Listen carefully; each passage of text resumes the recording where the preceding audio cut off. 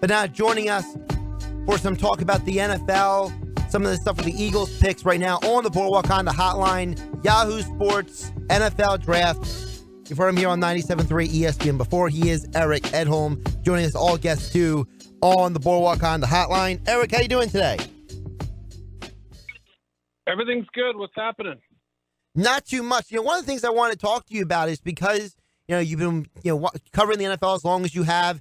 You watch the NFL draft. I want to get some of your perspective on some of these Eagles guys who are been heavy in the conversation lately because, obviously everyone has a different opinion on some of these guys. And one of the ones I wanted to start with was Andre Dillard. There's a lot of talk about, is he going to be ready in 2020? And one of the questions about him coming out of the draft was, listen, is this guy strong enough? Does he have enough run blocking experience? We know he can pass block. So do you think Andre Dillard should be ready to start for the Eagles in 2020? Hard to say, right? I mean, obviously got a little bit of experience last year. Didn't always go well. I think there's still a little bit of an ambivalent feeling about whether, he'll ever develop into a player worth, taking where they did. I guess they traded up to about, 22 or something like 21, whatever it was. Even the pass blocking questions were there for some scouts because it's not as if Washington State had a lot of true pass sets like you would see in the NFL where they're pass blocking for 2.5 plus seconds. I mean, there were even questions about, he's clean. Yeah, he didn't allow very many sacks, but they didn't see a lot of those true pass sets in that offense that they were running up there. Mike Leach had a very quick shotgun-based offense and all that. So, there was some suspicion about that as well, but his athletic testing obviously pushed him to the forefront. His experience, working in a heavy pass offense and all that. But, it's hard to really know where exactly he stands. Now, I would argue that, for the most part, it's not as if they went out and added a ton of offensive tackle depth, but they did take two shots in the draft with Driscoll and Prince Tega-Wanago. So, I don't know. I guess the question is we'll have to wait and see. But clearly all eyes are on him. That's an important position for them. And in this season, if they want to have the success they're hoping for offensively. It's been suggested that the Eagles are staying in touch with Jason Peters as a, break glass in case of emergency kind of situation. At 38 years old, you think that's a good idea? Yeah, I mean, I look at Andrew Whitworth out in L.A. I mean, I think he's about the same age, if I'm not mistaken, 38, 39. And, they brought him back. And you're seeing some guys, not a lot, but some at that position last a little longer. I mean, back in the day, obviously, I think in the 80s and late 90s, we saw a couple offensive linemen who played into their 40s. And it was shocking to see, Matthews and Ray Brown, I think, played for a long time. And there was somebody else, Jackie Slater, I think, made it till about his 39th birthday or something in the league. And then that went away completely. It was always younger. Guys rarely made it past 35. So, perhaps there is a new generation of athletes that can do it. Jason Peters, obviously, when healthy, has been one of the preeminent tackles in this league. So it might be the kind of situation where, he's allowed to kind of do his own thing, hopefully stay in shape if he is considering playing.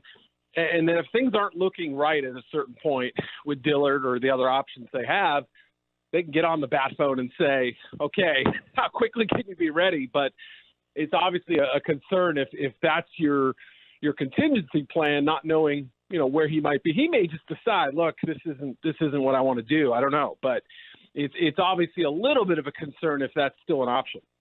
Eric Edholm joining us at Boardwalk Honda Hotline on 97.3 ESPN. You can follow him on Twitter at Eric_Edholm. Eric, what was your perspective on the Eagles draft this year? Obviously, they took Rager in the first round, two more wide receivers later in the draft. People feel like they did address some of the speed needs. Obviously, the Jalen Hurts pick, the most controversial in this area. So what was your perspective on the Eagles' overall draft?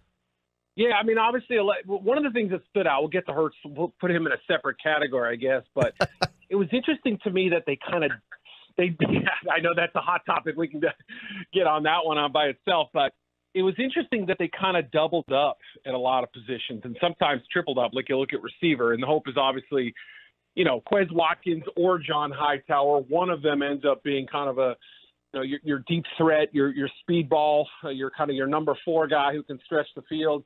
Whereas Rager, I think, would obviously have a little bit more of a diverse role. I mean, he did a little bit of everything at TCU. They, kind of out of necessity, forced him into roles where, he was taking handoffs in the backfield. He was lining up at Wildcat QB. He was playing in the slot. He was playing outside. They had no success getting him the ball consistently the last 2 years. It was bad quarterback play, bad offensive design, a lot of things that really kind of worked against them. So, I'm still encouraged by his upside. I mean, I'm not saying he's Steve Smith, but he's got that kind of a game to him. The player that I most compared him to was DJ Moore in Carolina, who, very quietly had a nice season last year, 1,000 yards and I think 10 TDs. So that type of player where Moore was really hamstrung at Maryland by his quarterback play, same situation with Rager, and they both are very competitive, feisty spirits. So I think he'll endear himself to the Philly crowd. The question is, did they do enough at tackle? Did they do enough at linebacker? Did they do enough in the secondary to really kind of patch the holes they were hoping to patch? But the Hurts pick, I mean, it absolutely is fascinating. I get the reasoning behind it, but I also wonder, will they maximize the value if Carson Wentz ends up staying healthy? If the best situation possible is Carson staying healthy, that means Jalen Hurts' role is clearly limited. I mean, even if he does pop up at other positions or whatnot. We know the Eagles have a history, Eric, of drafting quarterbacks, all the way back to the Andy Reid era, guys like A.J. Feely and Kevin Cobb. Andy Hall of Delaware didn't work out. But this franchise has a long history of drafting backup quarterbacks and then at times parlaying them into assets later on. Obviously, the Kevin Cobb trade got them, for example, Vinny Curry. So, obviously, through a second trade with the Packers. But for the Eagles, is possibly Hurts a guy that even if he doesn't become, quote-unquote, a major part of the team, could he maybe be an asset down the road? Yeah, and I think, obviously, that even goes back to Andy's days in Green Bay and everybody, kind of copying what Ron Wolf and the Packers did in the 90s, which is basically every other year, Aaron Brooks, Matt Hasselbeck, on and on. You draft a quarterback and, you use them as ammunition, Aaron Brooks, et cetera, et cetera. That carried over to Philly. It obviously, A.J. Feely was a great example of that. I think he started, 5 games that one year. They traded him for a second-round pick. I mean, those are the kind of asset-building maneuvers that can really help and have a huge trickle-down effect down the road. Then you have the question of, okay, was it a better option to take Hurts and hope that he develops into something? Because if you're going to trade him, you got to get more than the second rounder you used on him. So, that's the one concern. Then the other question is, who would they have taken if it wasn't for him? The names I've heard were J.K. Dobbins at running back. Interesting, right? And Jeremy Chin from Southern Illinois. And I don't know if those were their other two options, but those are two players that they were rumored to be very enamored with at that stage of the draft. If you look at it in that prism, I mean, again, I love Jeremy Chin's a really interesting player, but Division I AA player, kind of a linebacker, safety hybrid guy.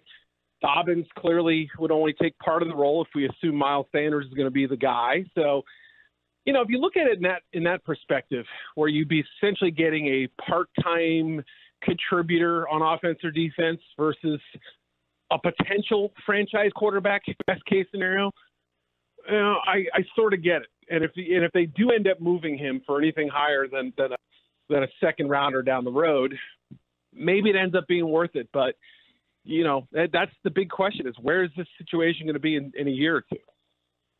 What do you think Jalen Hurts' potential is in the NFL? Well, I think he's got to develop a little bit of a better clock in the pocket. He was holding on to the ball way, way, way too long. Arm talent is there. Athleticism is there. Clear growth from one year to the next as a passer, I feel. I mean, I watched him early in his Alabama career. It was clear he was a run-first guy who could throw the football, but was more of a playmaker than a precision passer. And I don't even think you could call what he did last year as precision passing.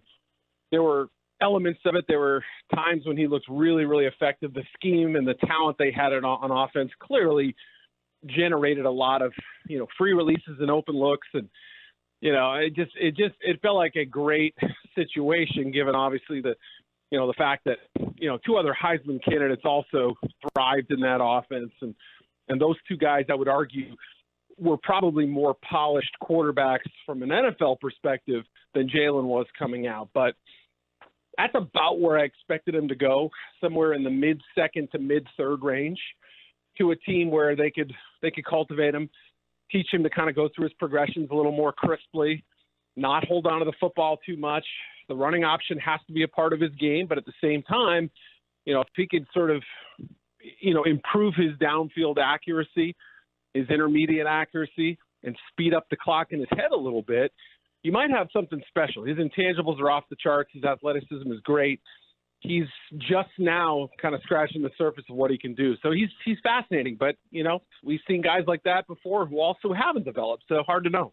Eric, really quick, and it's funny you mentioned that because it's a little ironic that one of the complaints about Wentz is that he holds the ball too long sometimes, and he's not always quick as a decision maker. So it's a little ironic that you're getting a guy who has a bit of a similar issue.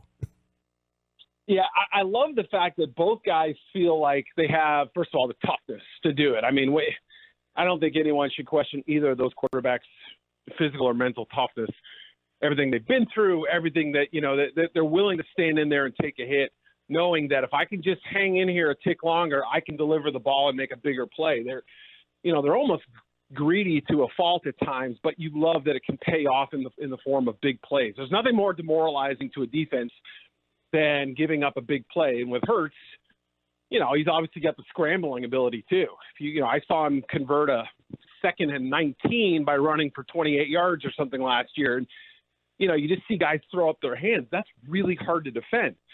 But at the same time, that criticism you just mentioned of Wentz is absolutely true. And I think it's even more true for Jalen, at least last year. Maybe he was given the freedom to do that.